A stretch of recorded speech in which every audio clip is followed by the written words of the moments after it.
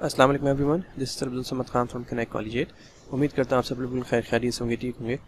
अच्छा बेटा, आज हम लोग ज़रा डिफरेंट टॉपिक डिस्कस करने के लिए जा रहे हैं। जैसे कि आप लोग अपनी स्क्रीन पर नज़र आ रहा होगा, इसका नाम है सिमेट्रिकल एक्सिस और द लाइंस ऑफ सिमेट्री। मुझसे काफ़ी स्टूडेंट्स ने बार बार ये बात डिस्कस की कि सर सिमेट्रिकल एक्सिस या फिर लाइन ऑफ सिमेट्री से आप कहते हैं ये होती क्या है, इस मुतालिक कोई वीडियो बनाकर अपलोड करें। सो फाइनली आज मैं वीडियो बनाने के लिए जा रहा हूँ और ये होती क्या है, इनको कुछ पिक्टोरियल फॉर्म से समझने की कोशिश करते हैं। आइए देखते हैं। अच्छा जी, देखिए बेटा, आप लोग को अपनी स्क्रीन पर नज़र आ रहा होगा, हमसे यहाँ पे इसने एक डेफिनेशन हमें दी है कि a line of symmetry is that axis by which we can divide any figure into two equal parts or halves. यानी लाइन ऑफ सिमेट्री ऐसी लाइन को कहा जाता है जिससे आप कोई भी फिगर हो उसको आप दो इक्वल पार्ट्स में या हाफ में डिवाइड कर सकते हो। ठीक है, अब ये होती क्या है, अगर इसको हम थोड़ी सी पिक्टोरियल फॉर्म में देखेंगे तो हमें और अच्छी तरीके से ये चीज़ समझ में आएगी। तो आइए देखते हैं, कुछ एग्जाम्पल समझने की कोशिश करते हैं इसे।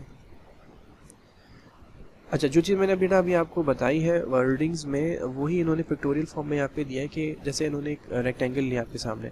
अगर इस रेक्टेंगल को हम इसके डायगनल से हाफ करें या फोल्ड करना शुरू करें तो आपके सामने देखो, फोल्ड करने के बाद कभी भी ये फिट अप नहीं बैठेगी दो इक्वल पार्ट्स के अंदर। इसका मतलब है कि रेक्टेंगल के अंदर जो डायगनल्स होते हैं वो कभी भी लाइन ऑफ सिमेट्री नहीं बन सकते, क्योंकि वो हाफ नहीं कर रहे।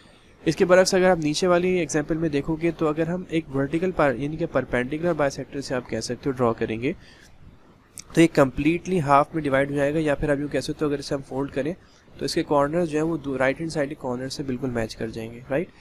तो एक चीज़ हमें समझ में आई कि रेक्टेंगल के अंदर जो डायगनल्स हैं वो लाइन सिमेट्री नहीं होते, बल्कि लाइन सिमेट्री जो है परपेंडिकुलर बाइसेक्टर होता है। इसी तरीके से अगर आप हॉरिजॉन्टली भी ड्रॉ करोगे तब भी हाफ हो जाएगा, ठीक है।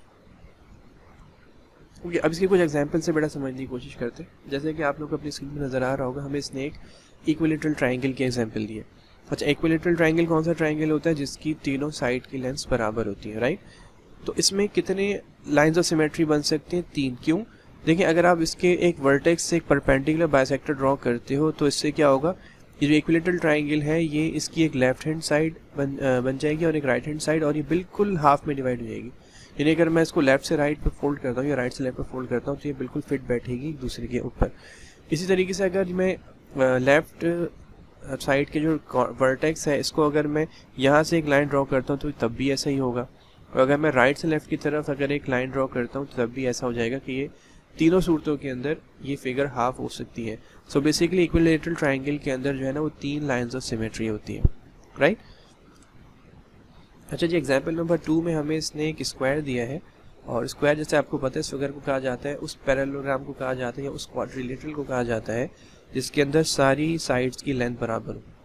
अब इसके अंदर क्या होगा, अगर मैं इसमें एक परपेंडिकुलर बाइसेक्टर ड्रॉ करता हूँ, यानी इसे आप वाई एक्सिस कहते हो, वो ड्रॉ करता हूँ तब भी ये हाफ हो जाएगा। अगर मैं इसको हॉरिजॉन्टली ड्रॉ करता हूँ तब भी ये हाफ हो जाएगा। लेकिन अगर मैं इसके डायगनल्स मैच करता हूँ ना बेटा, ये तब भी हाफ हो जाएगा। अगर आप देखो, अगर मैं इसका डायगनल ड्रॉ करूँगा तो ये दो आइसोसेलेस ट्रायंगल या आप यूँ कह सकते हो दो राइट एंगल ट्रायंगल्स के अंदर डिवाइड हो जाएगा। तो इसका मतलब ये हुआ कि स्क्वायर के अंदर लाइन ऑफ सिमेट्री की तादाद कितनी है? 4। अच्छा जी, एग्जाम्पल नंबर 3 में हमें इसने एक रेगुलर हेक्सागोन दिया है।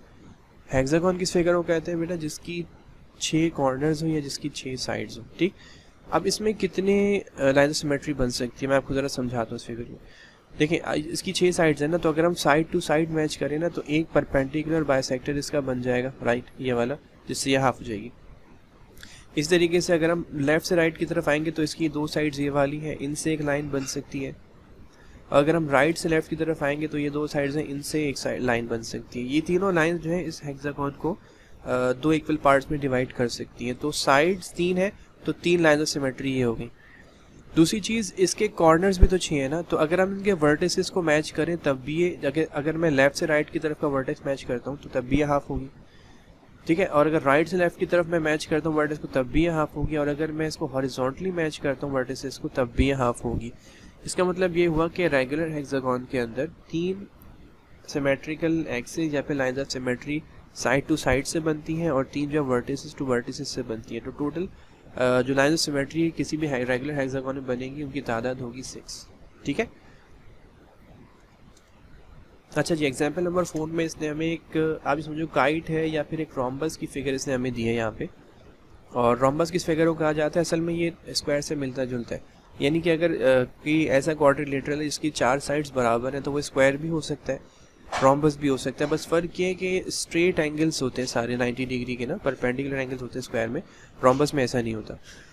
तो है तो असल में ये इक्वल साइड्स के साथ ही ना, तो अगर हम इसमें गौर से देखेंगे तो सिर्फ दो एक्सिस जो हमारे पास बनती है ना, यानी कि वर्टिसेस टू वर्टिसेस अगर हम ज्वाइन करते हैं तो यही दो इसकी लाइन्स ऑफ सिमेट्री हो सकती हैं। अदरवाइज़ अगर हम इसके अंदर इसकी साइड्स को मैच करने की कोशिश करें तो ये कभी भी फिट अप नहीं बैठेगा, जैसे कि हमने रेक्टेंगल की एग्जांपल ऊपर देखी थी। तो बेसिकली रोम्बस के अंदर हमारे पास जो लाइन्स ऑफ सिमेट्री आती है उनकी तादाद होती है 2, राइट। आई होप आप लोगों को ये चीज़ समझ में आ रही होगी। अच्छा बेटा, अभी कुछ असाइनमेंट है आप लोगों के लिए, मैंने कुछ फिगर्स निकाल के रखी थी जिनमें से एक हेप्टागॉन है। हेप्टागॉन में इनके 7 कॉर्नर्स या 7 साइड्स वाली फिगर, सर्कल है जिसके अंदर कोई साइड नहीं होती, आइसोसेलेस ट्राइंगल है जिसके अंदर 2 साइड्स बराबर होती हैं, और एक ऑक्टागॉन है। ऑक्टागॉन मीन्स ऐसी फिगर इसकी 8 कॉर्नर्स होंगी या 8 साइड्स होंगी। तो आप लोगों ने हमें ये बताना है कि इन फिगर्स की लाइन्स ऑफ सिमेट्रीज की तादाद कितनी कितनी इन द कमेंट सेक्शन। ये आपका असाइनमेंट है आज का। तो बेटा आज की वीडियो से फिलहाल इतना ही। आई होप आप लोग को आज की वीडियो समझ में आई होगी, और कैसी लगी वीडियो मुतालिक हमें कमेंट सेक्शन में अपनी राय का इज़हार ज़रूर कीजिएगा। और इंशाल्लाह नेक्स्ट टाइम फिर इंशाल्लाह किसी और टॉपिक से आप लोगों से मुलाकात करेंगे। तो till the next time, thank you so much for watching. अब तक हाल को बहुत ज़्यादा ख्याल रखें, मैं दुआ में भी याद रखिएगा, एंड अल्लाह हाफिज़।